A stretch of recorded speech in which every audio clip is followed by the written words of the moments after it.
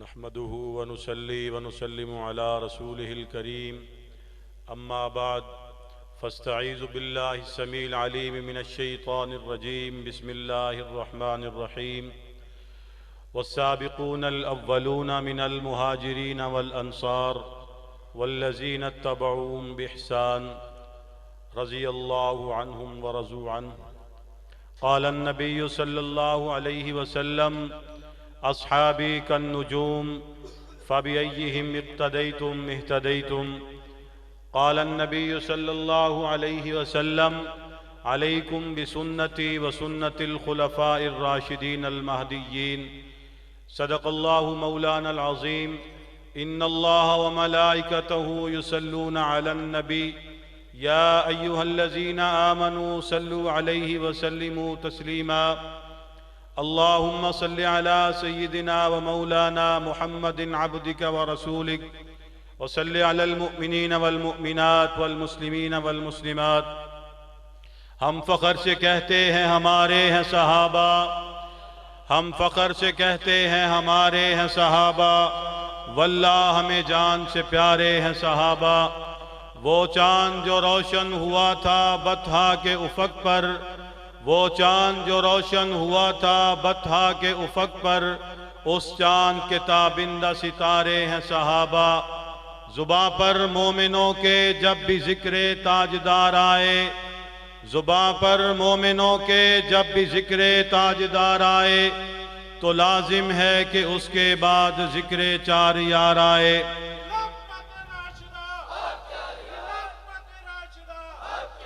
ابو بکر و عمر عثمان و حیدر باغباں جب ہوں،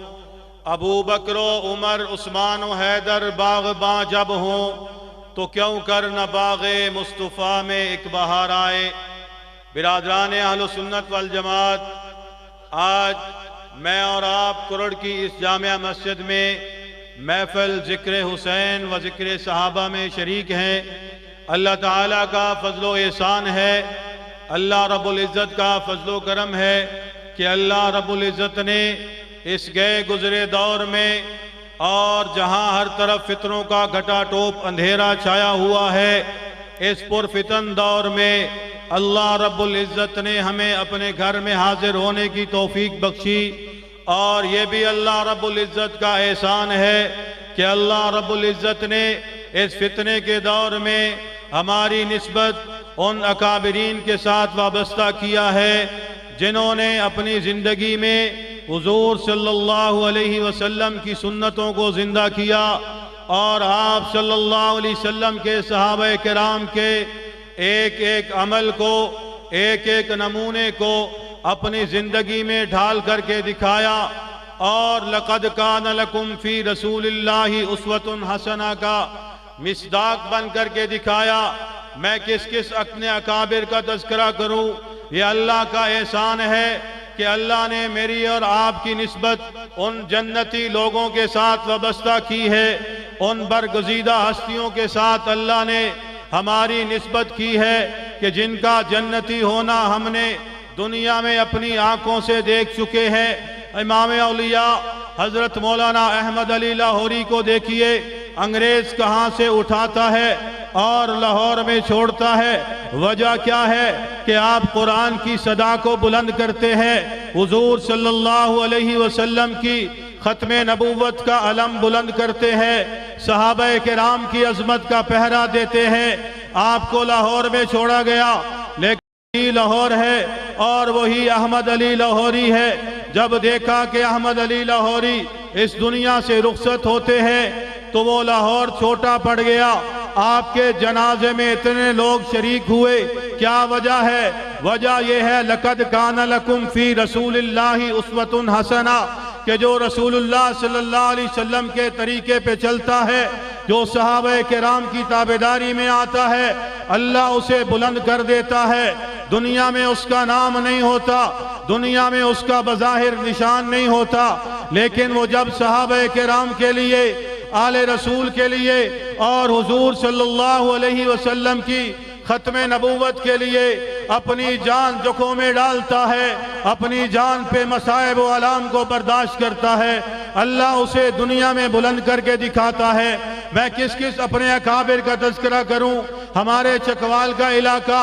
آپ کا یہ راولپنڈی کا علاقہ بالخصوص اور بالعموم پورے پاکستان میں، پوری دنیا میں حضرت قائد اہل سنت، وکیل صحابہ و اہل بیت حضرت مولانا قاضی مظہر حسین صاحب رحمۃ اللہ علیہ نے اپنی ساری زندگی، ایک چھوٹے سے قصبے سے اٹھنے والا وہ مجاہد جس نے اپنی ساری زندگی حضور صلی اللہ علیہ وسلم کی ختم نبوت کے لیے اور آپ کے صحابہ کرام کے لیے وقف کر دی، ہم نے کبھی نہیں دیکھا کہ اس بوڑھے جرنیل نے اپنی زندگی میں کبھی کسی بڑی طاقت کے سامنے، بڑے سے بڑا کوئی ظالم اور جابر حکمران آیا ہو، کوئی بڑی سی بڑی سپر پاور بھی سامنے آئی ہو، جو حق بات کو سمجھا ہے اسی کو بیان کیا ہے، اسی پہ قائم رہے ہیں اور اپنے ماننے والوں کو بھی یہی سبق دیا ہے، یہی درس دیا ہے کہ تمہاری زندگی میں جب تک سانسیں موجود ہیں، تمہارے جسم میں جب تک خون موجود ہے، حضور صلی اللہ علیہ وسلم کی عزت کے لیے،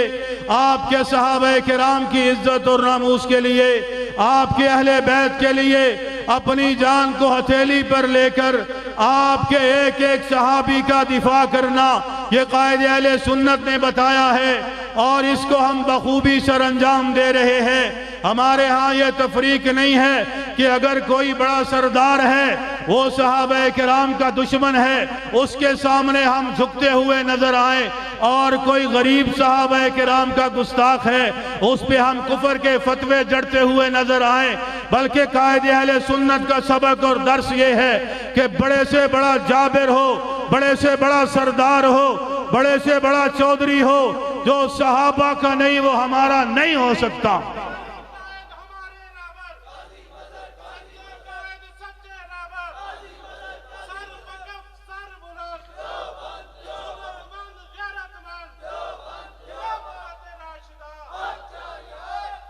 یہ سبق دیا کہ جو بھی تمہارے سامنے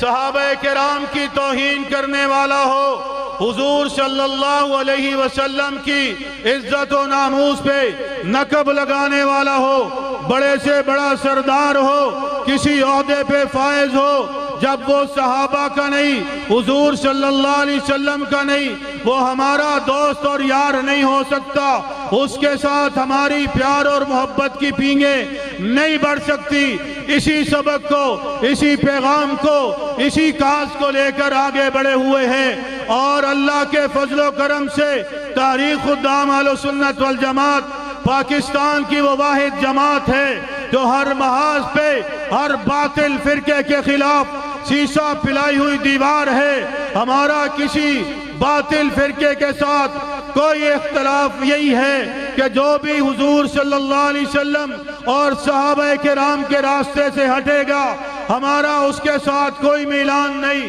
کوئی ملاپ نہیں، ہمارا اس کے ساتھ کوئی کمپرومائز نہیں۔ کسی میدان میں، کسی سٹیج پر ہم اس کے ساتھ بیٹھنے کے لیے تیار نہیں ہیں، نہ کل تیار تھے، نہ آج تیار ہیں، اور انشاءاللہ قیامت کی صبح تک اسی مشن اور اسی کاز پہ قائم ہے۔ ہمارا نظریہ سروں کو بڑھانا نہیں، ہمارا نظریہ اکثریت کا نہیں، بلکہ ہمارا نظریہ وہی ہے جو حضور صلی اللہ علیہ وسلم نے دیا،